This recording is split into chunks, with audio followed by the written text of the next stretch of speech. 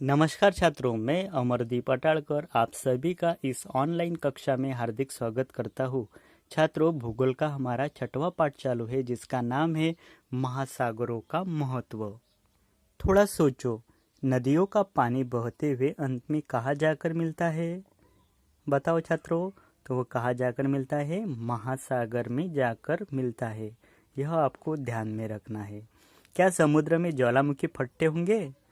इसका उत्तर क्या रहेगा? हाँ, समुद्र में भी ज्वालामुखी फटते हैं। महासागरों में असंख्य जलचर होते हैं। देखो छात्रों, इस चित्र में आपको जलचर दिख रहे हैं।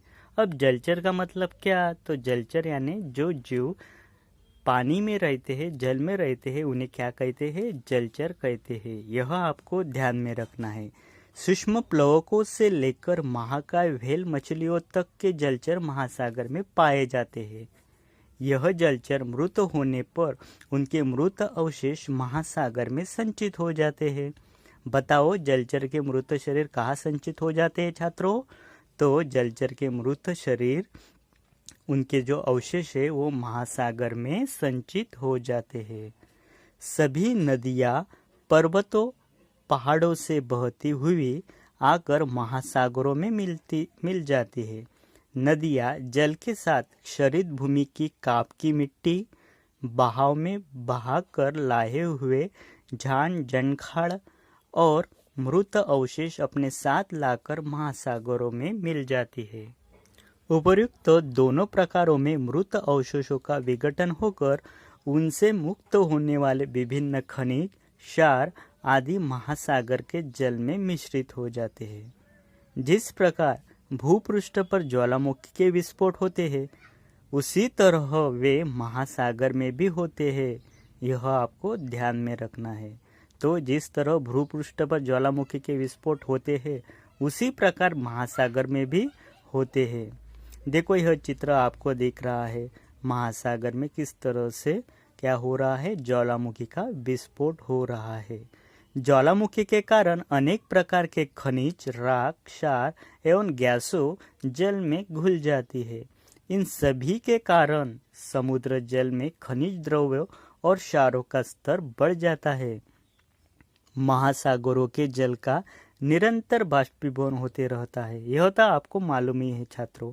सूर्य की किरणों के कारण क्या होता है? जल क्या होता है? गर्म होता है और जल का रूपांतर बाष्प में होता है, और उसी को हमने क्या कहा था? बाष्पीभवन कहा था। तो महासागरों का जो जल है वो निरंतर बाष्पीभवन होते रहता है। इससे नमक की मात्रा बढ़ती रहती है। इन सभी कारणों से महासागरीय जल खारा बन जाता है। जल की जो क्षारता रहती है, जिसे लवणता भी कहते हैं, प्रत्येक स्थान पर भिन्न भिन्न होती है। एक सरीखी रहती है क्या? नहीं। यह भी आपको ध्यान में रखना है। समुद्र की क्षारता प्रति हजार, देखो प्रति हजार इस सिंबल में आपको दिख रही है। इस तरह से वो प्रति हजार लिखते हैं। तो समुद्र की क्षारता प्रति हजार अनुपात बताई जाती है। यह आपको ध्यान में रखना है। सामान्यतः महासागरीय जल की क्षारता 35 प्रति हजार पाई जाती है। यह आपको ध्यान में रखना है। मृत सागर विश्व के सर्वाधिक क्षारयुक्त जलाशय के रूप में जाना जाता है। किसे जाना जाता है सर्वाधिक क्षारयुक्त जलाशय? तो मृत सागर को जाना जाता है। उसकी क्षारता 332 प्रति हजार है। खारे जल से हमें नमक प्राप्त होता है। नमक तो आपको सभी के पहचान का ही है। खाने के वक्त हमें किसकी आवश्यकता होती है? नमक की। और जो हम खाना खाते हैं उसमें भी क्या रहता है? नमक। नमक से ही अन्न का स्वाद स्वादिष्ट होता है। अन्न का स्वाद हमें अच्छा लगता है, अच्छा प्राप्त होता है। नमक समुद्र के तटीय क्षेत्र में प्राप्त होता है छात्रों। इसके लिए नमक सार तैयार करने पड़ते हैं। देखो, यह चित्र नमक सार का आपको दिख रहा है। नमक सार से क्या मिलता है? नमक मिलता है। हम सभी के भोजन में नमक का समावेश रहता है। यह तो आपको मालूम ही है। नमक की तरह हमें समुद्र से फास्फेट, सल्फेट जैसे असंख्य खनिज प्राप्त होते हैं। हम खनिजों के लिए कुछ सीमा तक महासागरों पर निर्भर रहते हैं। छात्रों, यह देखो आकृति, इसमें क्या दिख रहा है आपको? विभिन्न खाद्य पदार्थ दिख रहे हैं। अब इस पदार्थों को आपको देखना है और इस पर पूछे गए प्रश्नों के उत्तर आपको अपने नोटबुक में लिखना है और यही आज का क्या होगा? होमवर्क होगा। देखो, यह आकृति निरीक्षण करो और क्या पूछे हैं? 3 प्रश्न पूछे गए हैं। इन तीनों प्रश्नों के उत्तर आपको अपने नोटबुक में लिखने हैं। तो पहला प्रश्न कौन सा है? हमारे भोजन में कौन कौन से पदार्थ होते हैं? बहुत ही इजी क्वेश्चन है, नहीं क्या? तो हमारे हर रोज जो भोजन करते हैं उसमें कौन कौन से पदार्थ होते हैं?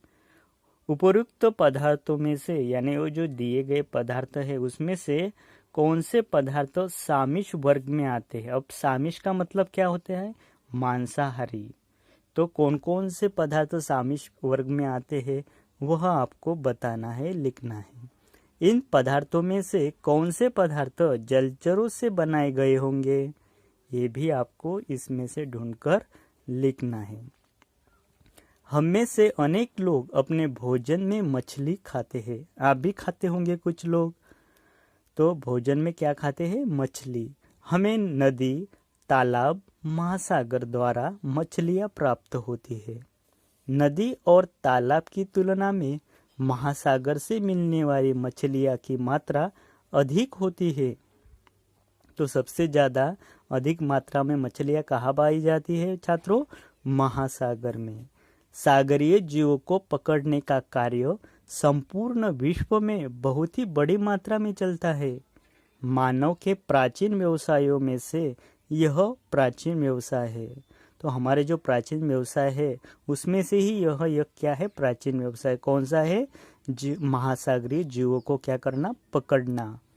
यद्यपि मनुष्य का भोजन इसका एक प्रमुख कारण है, फिर भी सागरीय जीवों का उपयोग औषधियाँ बनाने के लिए, खाद बनाने के लिए, अनुसंधान, इन सभी कारणों के लिए किया जाता है।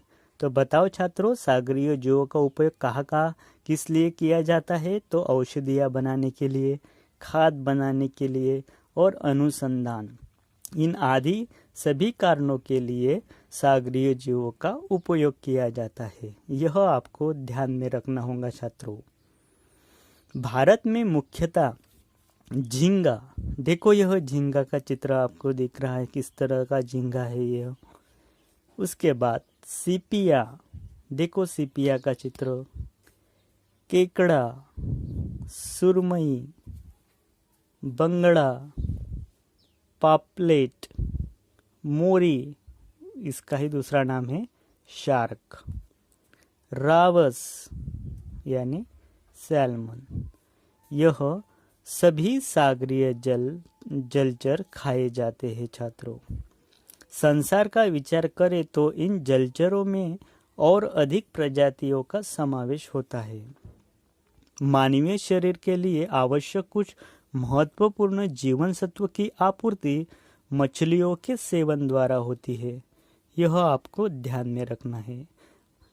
जीवन सत्व का मतलब क्या होता है? विटामिन्स। तो विटामिन्स की आपूर्ति जो है, जो हमारे शरीर के लिए आवश्यक है, वो किसके सेवन द्वारा पूरी होती है? तो वो है मछलियाँ, यानी मछलियाँ खाना अच्छी बात है।